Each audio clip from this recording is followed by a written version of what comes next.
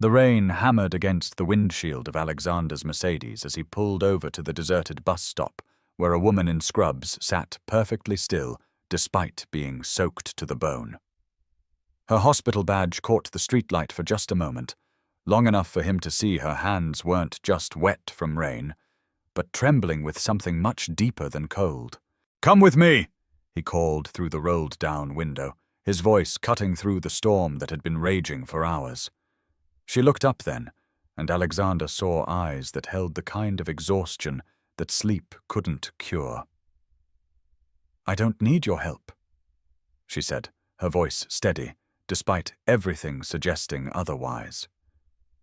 But when she turned away, Alexander noticed something that made his chest tighten, the way she clutched that hospital badge like it was both an anchor and a weight she couldn't bear to carry.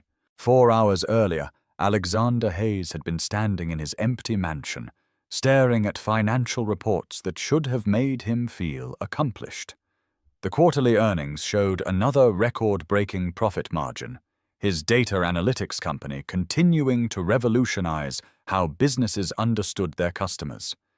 At 38, he was worth more money than 3 generations could spend, yet the numbers blurred together as his mind wandered to his daughter Chloe's bedtime conversation. She had asked him why he worked so late every night, her small voice carrying a loneliness that mirrored his own perfectly. "Daddy, do you love your computer more than me?" The question had hit him like a physical blow, delivered with the innocent directness that only 7-year-old children possessed. He'd given her the same rehearsed answer about building something important for their future. But even as the words left his mouth, they felt hollow and inadequate. The house around him was exactly what people expected from a tech CEO who'd made his fortune before 30. Marble countertops imported from Italy, museum-quality contemporary art, floor-to-ceiling windows that offered panoramic views of the city below. Every room had been professionally designed by Jennifer before her death, each space a testament to the dreams they'd shared for their future together. Now it felt more like a mausoleum than a home, beautiful and cold and filled with echoes of conversations that would never happen again. The master bedroom still contained Jennifer's things, her silk blouses hanging untouched in the walk-in closet, their hangers perfectly spaced, as if she might return any moment to choose an outfit for dinner. Her prescription reading glasses still sat folded on the nightstand next to a bookmark protruding from a novel she'd never finish. Most painful of all was her jewelry box, which played the first few notes of Fur Elise when opened, a melody that Alexander now instinctively avoided because it could reduce him to tears without warning. Last month, Chloe had asked why they couldn't donate Mommy's clothes to help other people, and Alexander had found himself unable to answer. How do you explain to a 7-year-old that letting go of physical objects feels like abandoning the person they once belonged to? How do you tell your daughter that her practical suggestion makes perfect sense, but that you're not brave enough to follow through on it?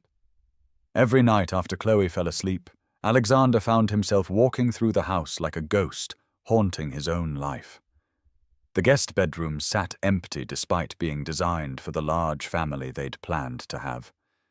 The music room held only the ghost of Jennifer's piano melodies and the tentative sounds of Chloe learning violin, trying to fill the silence her mother had left behind. 3 years, 4 months, and 18 days since the doctors had called time of death.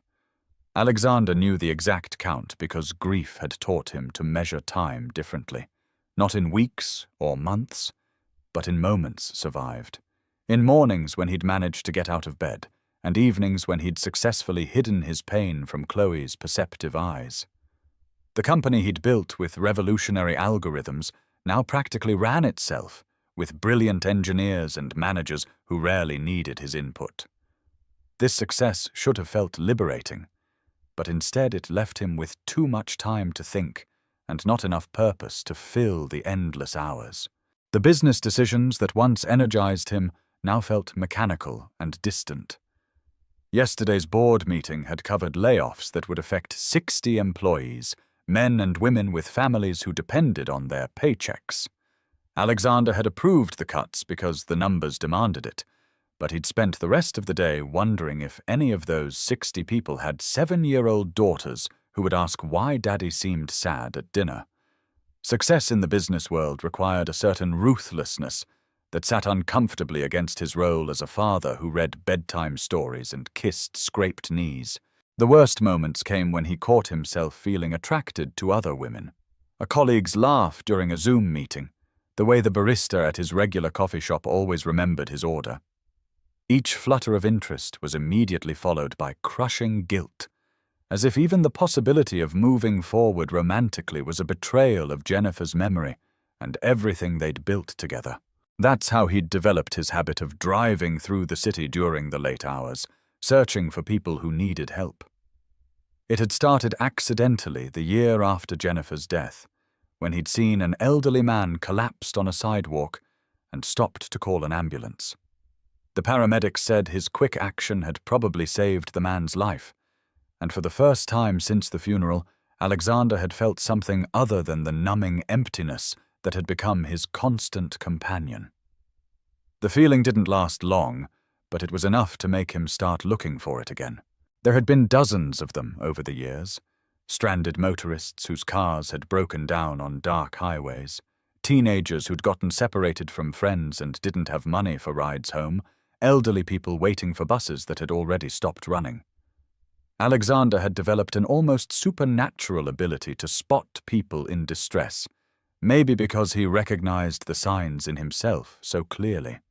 He'd given rides, paid for meals, called tow trucks, and even covered hotel rooms, always with the same quiet efficiency that marked everything he did in his professional life. Tonight felt different from the beginning, charged with an energy that Alexander couldn't quite identify. The storm that had been threatening all day finally broke just as he pulled out of his driveway, rain coming down in sheets that transformed the familiar streets into something foreign and dramatic. He drove slowly through the empty city, past closed shops and darkened office buildings, past the hospital where Jennifer had died, and the cemetery where she was buried, following some internal compass that he'd learned to trust over the years of these nocturnal journeys.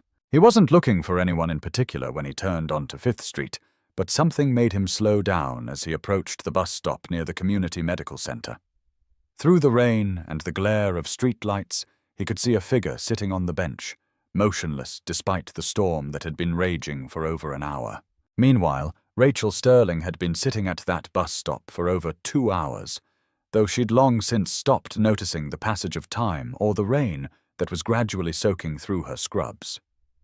In her right pocket was the letter from the medical board, officially reinstating the license that had been suspended during the investigation.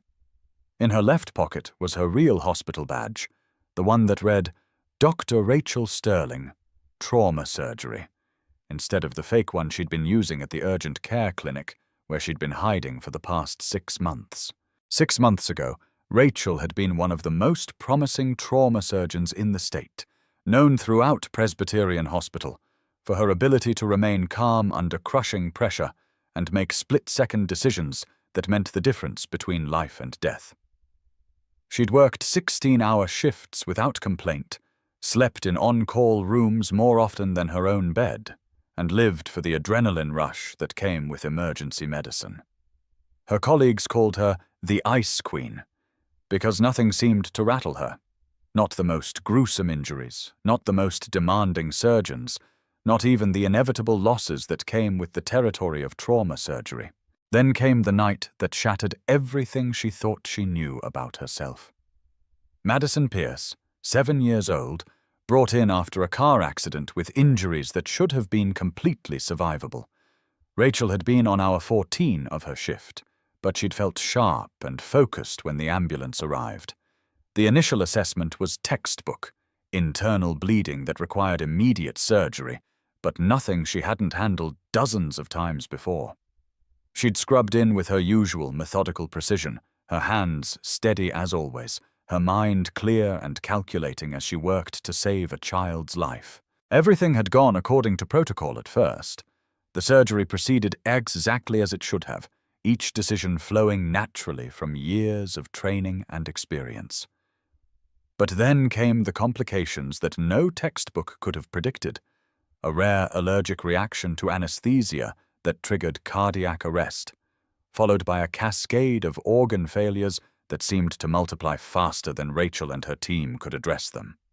For 4 hours and 23 minutes, they fought to keep Madison alive, throwing every technique and technology at their disposal against forces that seemed determined to prove that human skill and determination weren't always enough.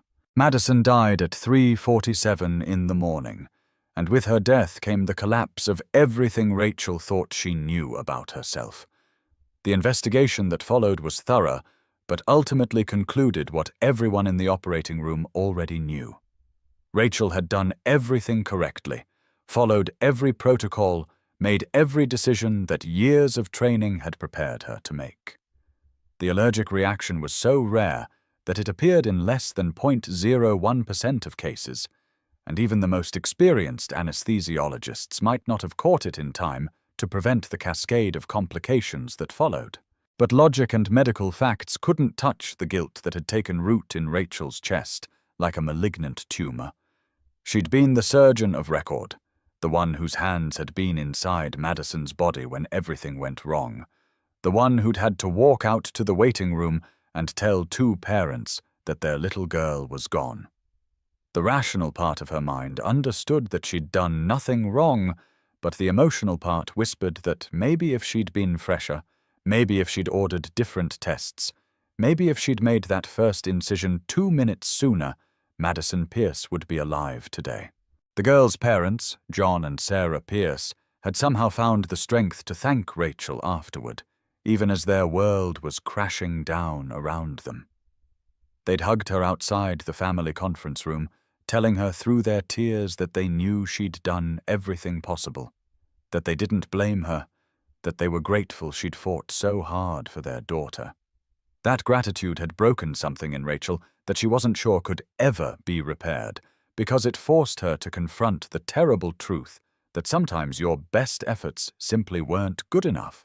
She'd requested a leave of absence the day after Madison's funeral, telling her colleagues and supervisors that she needed time to process what had happened and regain her emotional equilibrium. What she'd really needed was time to figure out how to live with the weight of a failure that technically wasn't a failure, but felt like one anyway. She'd sublet her nice apartment near the hospital and moved into a small place across town where nobody knew her name or her history, or the fact that she'd once been considered one of the most talented young surgeons in the state. For 6 months, she'd worked at the urgent care clinic under her assumed name, treating sprained ankles and sinus infections and the kind of minor medical problems that required competence, but not the life-or-death decision-making that had once been her specialty. It was safe, predictable work that didn't involve splitting second choices or the weight of other people's survival resting in her hands. But it also felt like slowly suffocating, like watching her hard-earned skills atrophy, while the part of herself that had thrived on the intensity of trauma medicine withered away from disuse. The letter from the medical board should have felt like salvation, official vindication that she'd done nothing wrong, and was cleared to return to surgery whenever she felt ready. Instead, it felt like an accusation, a reminder that she was choosing to hide from her calling while other people's children were brought to emergency rooms where they needed surgeons who were willing to take risks and make hard choices. Every day she didn't use her training was another day those skills grew rustier. Another day she fell further behind colleagues who had kept moving forward while she remained frozen in place. Rachel had been sitting with the letter for 3 hours when the storm started. She'd watched the rain begin as a light mist and gradually intensify until it was drumming against her windows with increasing urgency. The sound was oddly comforting, drowning out the traffic noises and the conversation from the apartment next door, where her neighbors were having their nightly argument about money and work and all the small disappointments that made up their lives. When the rain became too heavy to ignore, Rachel made a decision that she couldn't entirely explain even to herself. She put on her old scrubs, the ones from Presbyterian Hospital that she'd never quite been able to throw away, pinned her real hospital badge to her shirt, and walked out into the storm. "The buses stopped running an hour ago," Alexander said, leaning closer to his passenger window. "And this storm isn't letting up any time soon." Rain was bouncing off the pavement now, creating a curtain between them that made conversation feel both intimate and distant. Rachel looked up at this stranger in his expensive car, and for a moment she saw herself through his eyes, a woman in rain-soaked scrubs, sitting at an abandoned bus stop like some kind of medical ghost. Part of her wanted to disappear into the storm, but another part, a part she thought had died with Madison, was curious about this man who'd stopped for someone the rest of the world seemed determined to ignore. Rachel stared at this stranger in his expensive car, and for a moment she saw herself through his eyes. A woman in rain-soaked scrubs, sitting at an abandoned bus stop like some kind of medical ghost. She clutched her hospital badge tighter, feeling the metal edges bite into her palm. Part of her wanted to disappear into the storm, to let the rain wash away everything she'd been and failed to be. But another part of her, a part she thought had died with Madison, was curious about this man who'd stopped for someone the rest of the world seemed determined to ignore. "You do this often?" she asked, raising her voice over the storm. "Pick up strangers at bus stops?" There was a hint of skepticism in her tone, but also something that might have been curiosity. "More often than I probably should," Alexander admitted with surprising honesty. "My therapist says it's a coping mechanism, but it feels more like the only thing that makes sense anymore." He paused, studying her face through the rain-streaked window. "I lost someone too, the kind of loss that changes everything about how you see the world." Something in his admission shifted Rachel's resolve. She recognized the language of grief, the careful way people talked around loss when it was still too big to name directly. "Just until the rain stops," she said finally, and slid into the warm car that smelled of leather and sadness and the faint traces of a child's presence. The interior of the Mercedes was exactly what Rachel had expected from a man who could afford to drive expensive cars in storms. Leather seats, soft lighting, the kind of sound system that probably cost more than her monthly rent. But it was also surprisingly lived in, with a child's car seat in the back and a collection of children's audiobooks scattered on the floor. The drive to Alexander's house revealed a neighborhood where houses grew progressively larger and more isolated, until they pulled into a circular driveway fronting a mansion that belonged in architectural magazines. "I should warn you," Alexander said as they approached the front door. "The house is bigger than it needs to be. I bought it for my wife before she died, and now it's just me and Chloe rattling around in all that space." Inside, the house was everything Rachel expected and nothing like she'd imagined. Yes, it was enormous with expensive furniture and museum-quality art, but it was also clearly a home where a child lived. Art projects on the refrigerator, toys in organized baskets, the comfortable mess of people actually living rather than just existing. The kitchen was the heart of it all, with granite countertops marked by coffee rings and crayon stains, evidence of a life being lived despite the surrounding luxury. "Coffee?" Alexander asked, moving toward an espresso machine that probably cost more than Rachel's monthly rent. "My daughter's asleep upstairs. She's 7. Dreams of being a veterinarian or astronaut, depending on the day." The mention of his daughter brought the first genuine smile Rachel had seen from him, transforming his features from tired executive to loving father. "That's a good age," Rachel said softly, accepting the warm mug he offered. "Still young enough to believe anything is possible." The words carried a wistfulness that suggested she remembered believing in possibilities once, before life had taught her that sometimes even your best efforts weren't enough. They sat at the kitchen table while the storm raged outside, two people who'd found themselves in the same place, both literally and metaphorically. Alexander found himself studying her face in the soft pendant lighting. She was beautiful in the way that people who'd seen too much could be, marked by experience but not broken, at least not completely. "What happened tonight?" he asked finally. "You don't have to tell me, but sitting at a bus stop in a storm like that—" He let the sentence hang, giving her space to fill it or let it fade. Rachel stared into her coffee for a long moment, deciding how much truth to reveal. 6 months ago, I was a trauma surgeon at Presbyterian Hospital, she began quietly. I was good at it, really good. I thrived on the pressure, the feeling that what I did mattered in the most fundamental way possible. She paused, and Alexander waited, recognizing the careful pacing of someone building toward something painful. Then one night, they brought in a 7-year-old girl, Madison Pierce. Car accident, multiple trauma, but survivable injuries. I did everything right. Every protocol, every procedure. But sometimes doing everything right isn't enough. The weight of her words settled over the kitchen like a physical presence. Alexander felt his chest tighten as he thought about Chloe sleeping peacefully upstairs, safe and unaware of how fragile those simple facts really were. Her parents thanked me afterward, Rachel whispered, saying what she'd never been able to say aloud before. Even after I couldn't save her, they thanked me for trying. How do you carry that? How do you wake up and believe you deserve to hold other people's lives in your hands again? Alexander recognized the question because he'd asked himself similar ones after Jennifer's death. I don't know, he said honestly. After Jennifer died, I threw myself into work, into taking care of Chloe, trying to create something stable when everything felt unstable. But I'm not sure that's the same as actually healing. Before Rachel could respond, a small voice interrupted from the kitchen doorway. Daddy?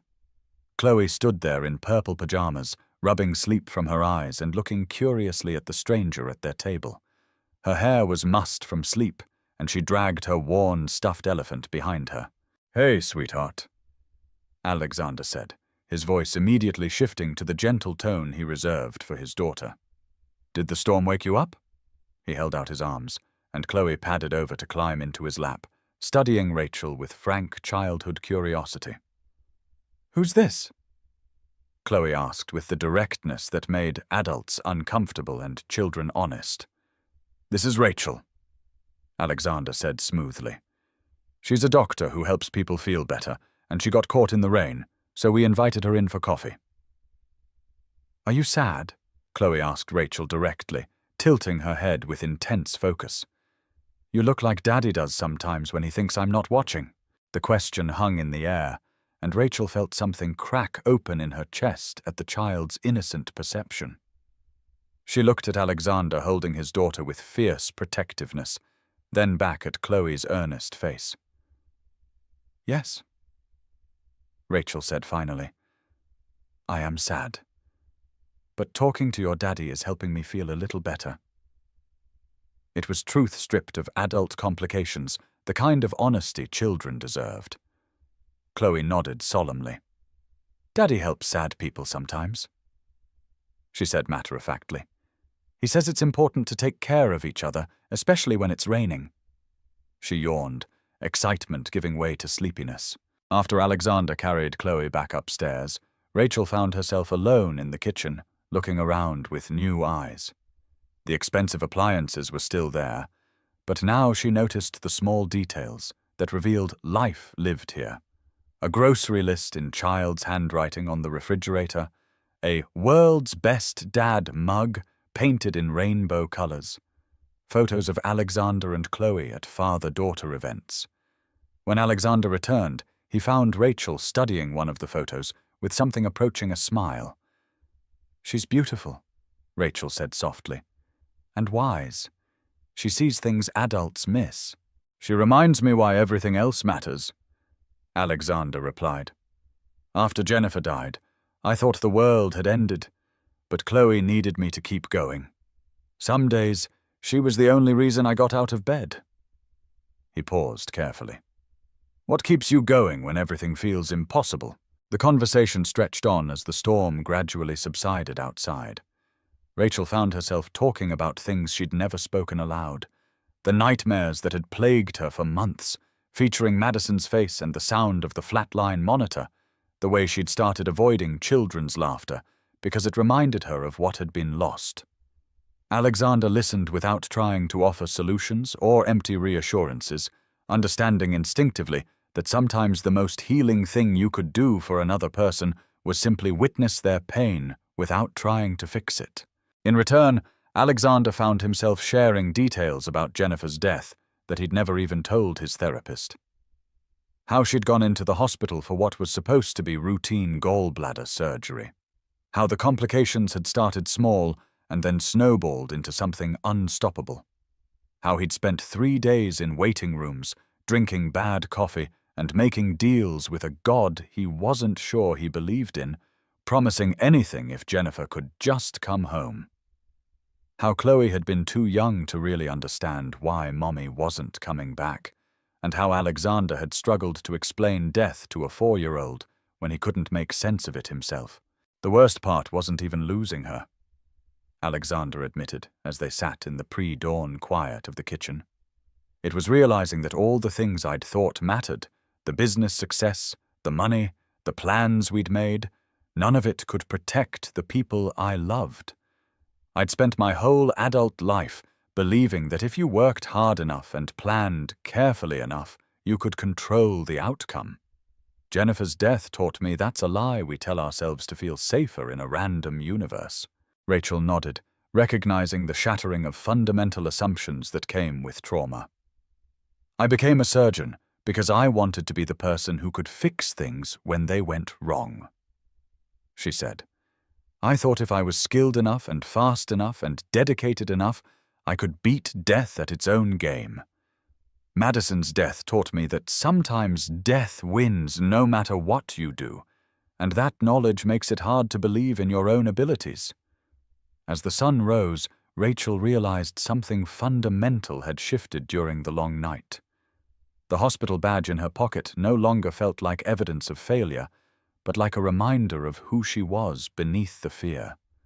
She was still a healer, still someone who had chosen to fight for other people's survival even when the odds were impossible.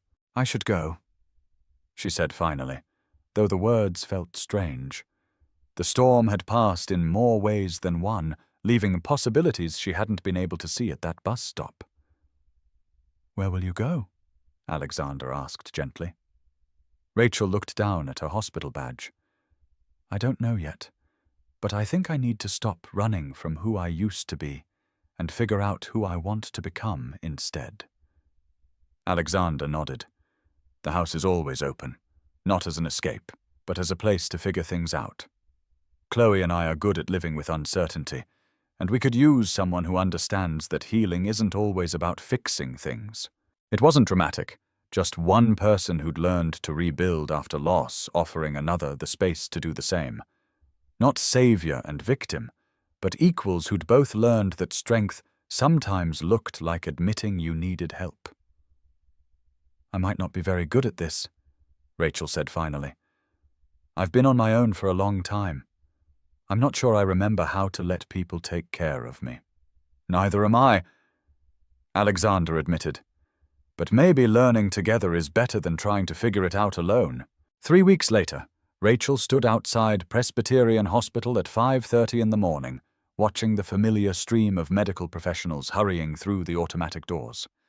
The building looked exactly the same, all glass and steel and institutional architecture designed to project competence and calm. But she felt different approaching it. Not fearless, but no longer paralyzed by the possibility of failure. The meeting with Dr. Patricia Williams, chief of surgery, had been more grueling than Rachel had expected. Dr. Williams had reviewed every detail of Madison Pierce's case with surgical precision, asking probing questions about Rachel's decision-making process and emotional state during the operation. The reinstatement came with conditions. Rachel would work under direct supervision for 3 months, handling only routine cases until a peer review committee determined she was ready for trauma surgery again. There would be mandatory counseling sessions with the hospital psychologist and weekly meetings with Dr. Williams to assess her progress. The board voted unanimously to reinstate you, Dr. Williams had said, her steel-grey eyes studying Rachel across the mahogany desk. But I'll be honest, Dr. Sterling, some of your colleagues have concerns about your readiness to return. The Pierce case shook a lot of people, not just you. We need to be sure you can handle the pressure without compromising patient care. The first person Rachel encountered when she entered the surgical wing was Dr. James Morrison, a senior resident who had been present during Madison's surgery. He looked up from the chart he was reviewing, his expression shifting from surprise to something that might have been disapproval. "Didn't expect to see you back so soon," Morrison said, his tone carefully neutral, but carrying an undertone that made Rachel's stomach tighten. "Thought you might have decided trauma surgery wasn't for you after all." Before Rachel could respond, Nurse Margaret Walsh approached them, her face brightening with what appeared to be genuine warmth. "Rachel, it's so good to have you back. We've missed your steady hands around here." But even as she spoke, Rachel noticed the slight hesitation in Margaret's voice, the way her smile didn't quite reach her eyes. The first surgery was scheduled for 7 a.m., a routine appendectomy on a 12-year-old boy whose parents were more nervous than he was. Rachel found herself in the scrub room, going through the familiar ritual of washing her hands with methodical precision, but her fingers were trembling slightly as she worked the antiseptic foam between her fingers. Dr. Linda Harrison, the supervising surgeon assigned to monitor Rachel's return, joined her at the adjacent sink. "Nervous?" she asked without looking over, her own hands moving through the practiced motions of surgical prep. "Terrified," Rachel admitted, surprising herself with her honesty. "What if my hands aren't steady? What if I hesitate when I need to act quickly?" "Then we'll handle it," Dr. Harrison replied simply. "That's why I'm here. You don't have to be perfect on your first day back, Rachel. You just have to show up." When they entered the operating room, Rachel was struck by how familiar everything felt. The hum of monitors, the bright surgical lights, the careful choreography of the surgical team preparing for the procedure. But there were differences too.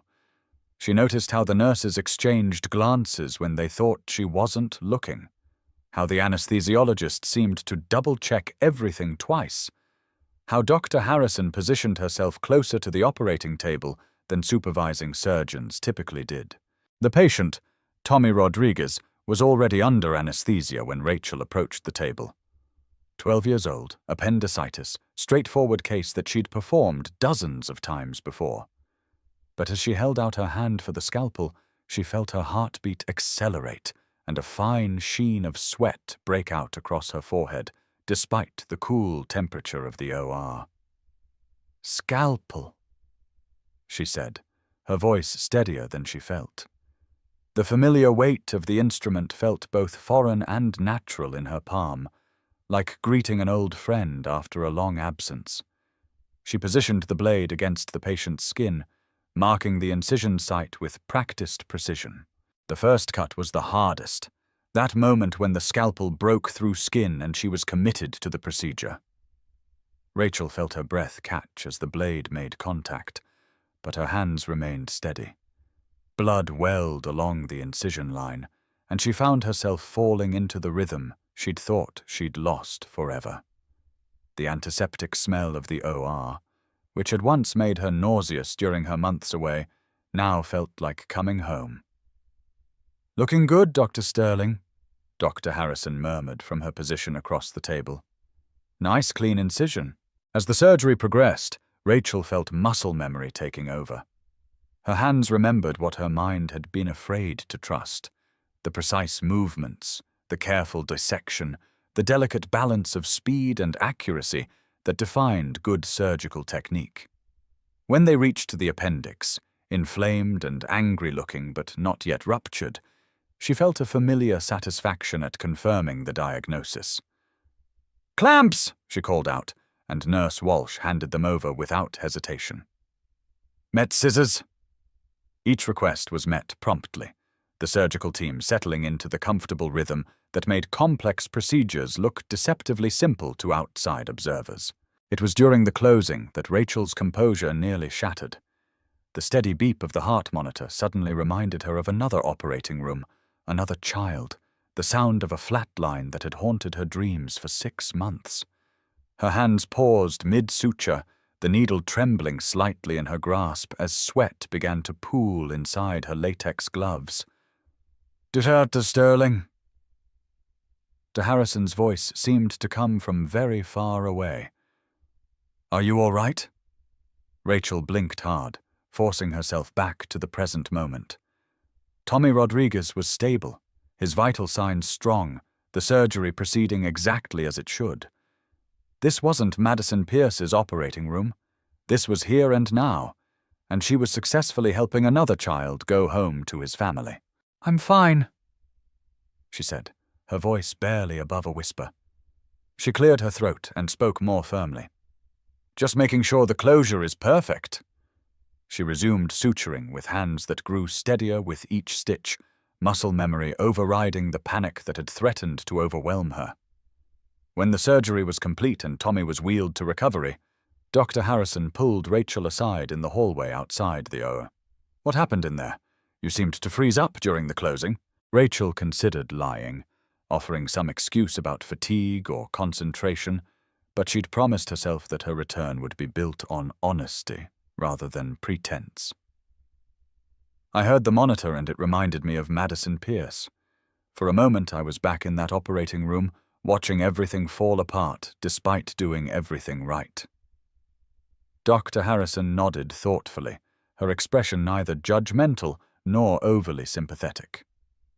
"That's going to happen, especially at first. The key is recognizing it and pulling yourself back to the present. Today you did that successfully. Tomorrow it might be easier, or it might be harder, but you'll handle it either way." Over the following weeks, Rachel gradually took on more responsibility while navigating the complex social dynamics of returning to a workplace where everyone knew her story. Dr. Morrison continued to watch her with barely concealed skepticism, making pointed comments about rusty skills and the importance of not letting emotions cloud clinical judgment that stung more than Rachel cared to admit. During one particularly difficult shift, he'd questioned her decision to order additional imaging for a patient loudly enough for other staff to hear, saying, "I hope we're not being overly cautious because of past complications." But there were allies, too. Nurse Walsh, who always seemed to anticipate her needs during procedures, Dr. Harrison, who offered constructive feedback without judgment, and surprisingly, Dr. Rebecca Martinez, the head of pediatric surgery, who had specifically requested Rachel for several upcoming cases. "I heard about the Pierce situation," Dr. Martinez said one afternoon as they reviewed patient files in her office. "Want to know what I think?" Without waiting for an answer, she continued, "The best surgeons I know have all lost patients they thought they could save. The difference between good surgeons and great ones isn't that great ones never fail. It's that they learn from their failures without letting them paralyze them. You took 6 months to process your loss. Morrison's been practicing for 8 years and still hasn't processed his first pediatric death. Which one of you is really better equipped to handle the next difficult case?" Meanwhile, Alexander was fighting his own battles with the concept of moving forward. The guilt he felt about his growing feelings for Rachel seemed to intensify with each shared dinner, each moment of laughter that reminded him he was capable of happiness without Jennifer. The worst moments came late at night, when he'd find himself comparing the two women, Jennifer's infectious laugh versus Rachel's quiet smile, Jennifer's spontaneous nature versus Rachel's careful thoughtfulness. 3 months after their first meeting, Alexander found himself standing in his walk-in closet, staring at Jennifer's silk blouses that still hung exactly where she'd left them. Chloe had asked again about donating Mommy's clothes, this time specifically mentioning that her teacher, Mrs. Peterson, ran a clothing drive for families in need. The practical 7-year-old logic was undeniable. But Alexander felt physically sick at the thought of strangers wearing Jennifer's favorite blue dress or the cashmere sweater he'd bought her for their last anniversary together. "Daddy?" Chloe's voice from the doorway startled him from his paralysis. "Are you looking at Mummy's clothes again?" Alexander turned to find his daughter studying him with the perceptive concern that had become too familiar. "Just thinking, sweetheart, about what you said about Mrs. Peterson's clothing drive." Chloe walked into the closet and stood beside him, her small hand slipping into his larger one. "I know you miss Mommy," she said with devastating simplicity. "But keeping her clothes won't make her come back, and maybe other people need them more than our closet does." The wisdom of children could be unbearably sharp sometimes. Alexander squeezed his daughter's hand, wondering when she'd become wise enough to see through the emotional barriers he thought he'd hidden so well. That evening, after Chloe had gone to bed, Alexander called Rachel. It had become their routine, a phone call after difficult days, sharing the small victories and setbacks that marked their respective journeys back to wholeness. Tonight, though, he found himself struggling with how much to reveal about his internal conflicts. "How was your day?" Rachel asked, and he could hear the genuine care in her voice that had become so important to him. "Complicated," Alexander admitted. "Chloe asked about donating Jennifer's clothes again. She's right, of course. They're just hanging there, serving no purpose except making me feel guilty about the possibility of letting them go." There was a pause on the other end of the line, and Alexander wondered if he'd overstepped some invisible boundary by bringing up his dead wife during a conversation with the woman he was slowly falling in love with. "Guilt is complicated," Rachel said finally. "I spent months feeling guilty about surviving Madison's death when she didn't survive her injuries. It took me a long time to understand that holding on to guilt wasn't honoring her memory. It was dishonoring the gift of life I still had." "How do you know when it's time to let go?" Alexander asked. And he wasn't just talking about clothes anymore. "You don't," Rachel replied softly. "You just take one small step and see if the world ends. If it doesn't, maybe you take another step, and eventually you realize you've walked further than you thought possible." The breakthrough came the following Saturday, during what had become their weekly family dinner. Rachel had arrived early to help Chloe with a science project about the circulatory system, and Alexander found himself watching them work together at the kitchen table, their heads bent over diagrams of the human heart. "So the blood goes from the heart to the lungs to get oxygen, and then back to the heart to get pumped to the rest of the body?" Chloe asked, tracing the pathways with her finger. "Exactly," Rachel confirmed. "It's like a delivery service. The heart is the central warehouse, and the blood is the truck that carries oxygen to every part of your body that needs it." "That's so cool," Chloe said, with the enthusiasm that 7-year-olds brought to newly discovered knowledge. "Dr. Rachel, do you fix people's hearts when they're broken?" "Sometimes," Rachel replied carefully, understanding that Chloe might be asking about more than medical procedures. "But I mostly work on other parts of the body. There are special doctors called cardiac surgeons who fix hearts when they're physically damaged." "What about when hearts are sad broken instead of hurt broken?" Chloe asked, with the directness that consistently amazed the adults in her life. Rachel glanced at Alexander, who had stopped pretending to read the newspaper and was listening intently to this conversation. "That's a different kind of healing," she said thoughtfully. "That kind happens slowly, with time and love and the help of people who care about you. Like how Daddy's heart was sad broken when Mommy died. But it's getting better because you're here now?" The question hung in the air like a challenge, forcing Alexander to confront the truth his 7-year-old daughter had articulated so simply.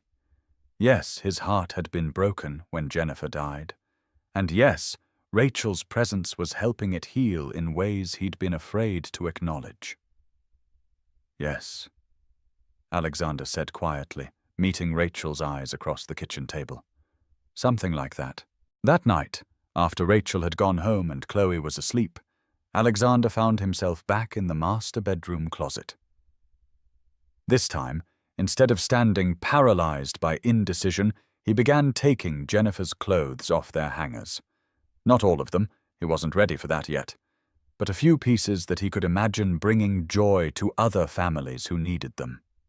He folded each garment carefully, remembering the occasions when Jennifer had worn them, allowing himself to feel both sadness for what was lost and gratitude for what he had been given. When he was finished, he had filled 2 shopping bags with clothes that would go to Mrs. Peterson's drive, and the closet suddenly felt less like a shrine and more like a space where life could continue. The following week brought Rachel's most challenging case since her return, a trauma involving a 9-year-old girl who'd fallen from a playground structure, suffering internal injuries that required emergency surgery.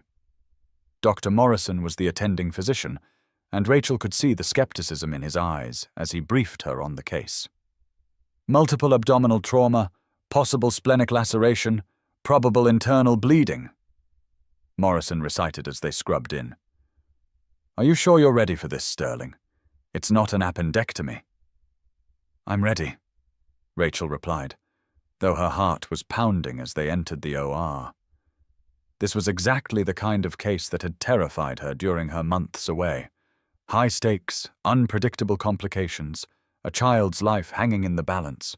The surgery was complex, requiring careful navigation around damaged organs and precise suturing to stop internal bleeding. But this time, there were no flashbacks, no moments of paralyzing doubt. Rachel found herself completely focused on the task at hand, her training and experience guiding her through each decision with growing confidence. When they reached the most critical moment, repairing a tear in the spleen that could have been fatal if handled incorrectly, Rachel's hands moved with the steady precision that had once made her legendary in the trauma unit. She could feel Dr. Morrison watching her closely, but his scrutiny no longer felt like judgment. Instead, it felt like the careful attention of a colleague, ensuring the best possible outcome for their patient. "Excellent technique on that repair," Dr. Morrison said as they began closing the incision. "Textbook perfect. It was more than a compliment, it was recognition." Rachel felt a surge of satisfaction that had nothing to do with his approval and everything to do with her own knowledge that she'd performed at the level she expected of herself. The real validation came 2 hours later, when the patient's parents were allowed to see their daughter in recovery. The little girl, Emma Patterson, was groggy but alert, and when she saw Rachel approaching her bedside, she managed a weak smile. "Are you the doctor who fixed me?" Emma asked in a voice still hoarse from the anesthesia. "I helped fix you," Rachel corrected gently. "It was a team effort. How are you feeling?" "Better," Emma said simply. "My mom says you made my tummy stop hurting." Rachel felt tears prick her eyes as she looked at this child who would go home to her family, who would grow up and have adventures, and maybe become a doctor herself someday. This was why she'd become a surgeon. Not for the prestige or the intellectual challenge, but for moments like this when skill and dedication and a little bit of luck combined to write a different ending than the one that seemed inevitable. Later that evening, Rachel found herself standing in the hospital parking lot where she'd sat crying after her encounter with Madison Pierce's parents weeks earlier. This time, though, the tears were different. Tears of relief and recognition that she was truly healing, that her skills were intact, that she could trust herself to make life and death decisions again. She called Alexander from the car, needing to share this moment with someone who understood what it meant to rebuild yourself after devastating loss. "I did it," she said as soon as he answered. "I mean, really did it. Complex trauma surgery, successful outcome. And I felt like myself again." "I never doubted you would," Alexander replied, and the quiet confidence in his voice meant more to her than any professional accolades could have. "How are things there?" she asked. "Good," Alexander said, and she could hear something different in his voice. Lighter, more hopeful. I donated some of Jennifer's clothes today. It felt right, like making room for whatever comes next. Rachel understood the significance of this gesture, the courage it had taken for him to begin letting go of physical reminders of his first marriage. "How does it feel?" she asked. "Scary," Alexander admitted, "but also like breathing a little easier. Like maybe it's okay to stop living in the past and start living in the present." 6 months after that stormy night at the bus stop, Rachel had not only returned to surgery, but had been promoted to Assistant Chief of Trauma Surgery, a recognition of both her clinical skills and her ability to mentor other physicians through difficult cases. Dr. Morrison had grudgingly admitted that she'd become one of the most reliable surgeons in the department, and even requested her specifically for complex pediatric cases. But the real transformation was visible in the small moments.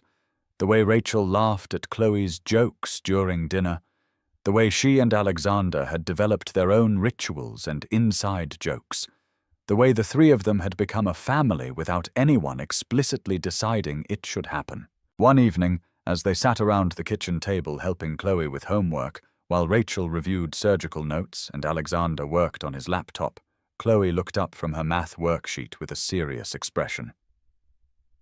"Dr. Rachel," she said, using the formal title she'd adopted when she wanted to discuss important matters. "Are you going to marry my daddy?" Both adults froze, Alexander's fingers hovering over his keyboard while Rachel's pen stopped mid-sentence on her patient notes. It was the question they'd both been thinking but hadn't been brave enough to voice. "Why do you ask, sweetheart?" Alexander managed, his voice carefully neutral. "Because you love each other," Chloe said with the matter-of-fact certainty that children brought to obvious truths. "I can tell because you look at each other the way Mommy and Daddy used to look at each other in the old pictures, and because you both get happy faces when the other person comes home." Rachel felt her heart skip a beat at the comparison to Jennifer, wondering if it was a blessing or a burden to be measured against Alexander's first love. But when she looked across the table at him, she saw not comparison, but recognition. The acknowledgement that love could take different forms without being less meaningful. "We care about each other very much," Rachel said carefully. "But marriage is a big decision that adults have to think about very carefully." "Why?" Chloe asked with typical 7-year-old logic. "If you love each other, and I love both of you, and we're already like a family, why do you need to think about it?" It was a question that cut through months of careful consideration and emotional complexity to reach the simple truth underneath. They were already a family.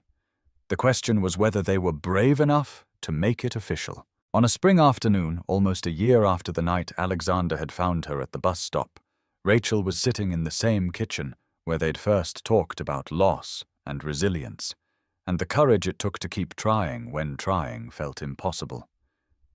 Chloe was at the table working on a book report about a story of a girl who wanted to be a doctor, asking detailed questions about medical school that reminded Rachel why she'd fallen in love with healing in the first place. Alexander was making dinner, humming quietly to himself, and Rachel found herself watching the domestic rhythm they'd developed together. It wasn't the life any of them had planned. Alexander had expected to grow old with Jennifer.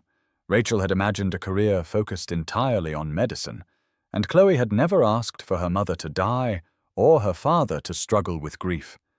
But it was a good life nonetheless. "I have something to tell you both," Alexander said suddenly, turning from the stove with an expression that was both nervous and determined. "I've been thinking about what Chloe said about marriage, and about what it means to be a family."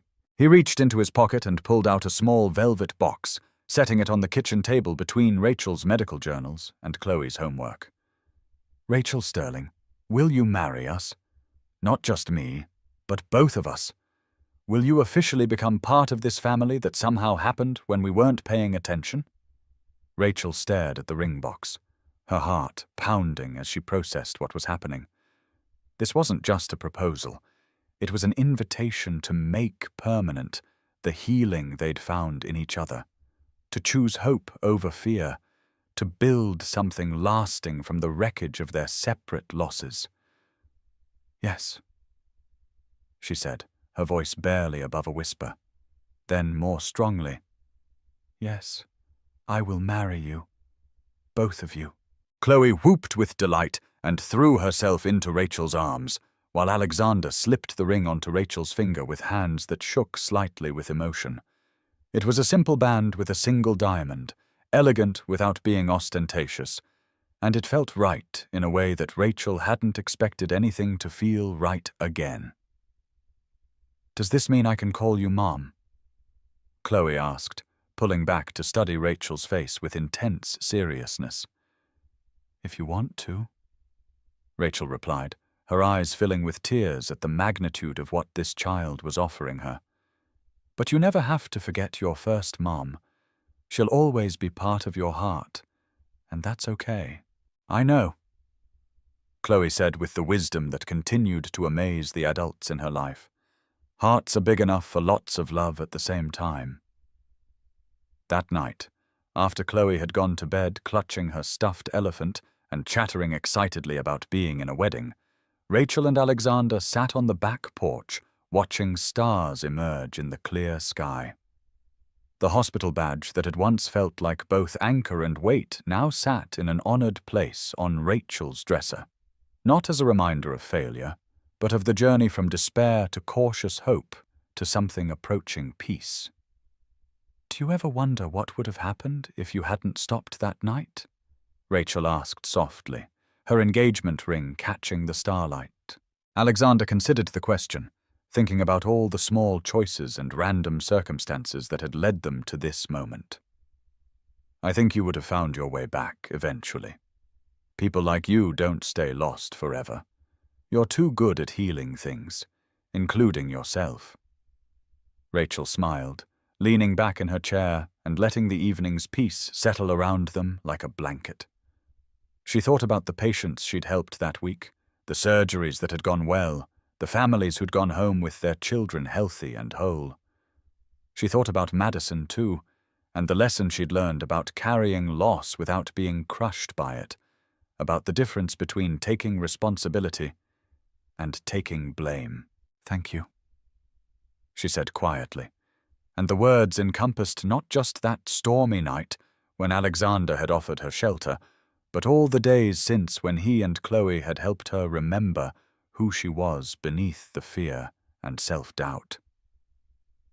"Thank you too," Alexander replied, understanding that gratitude could flow both directions, that sometimes the person you think you're rescuing ends up rescuing you right back,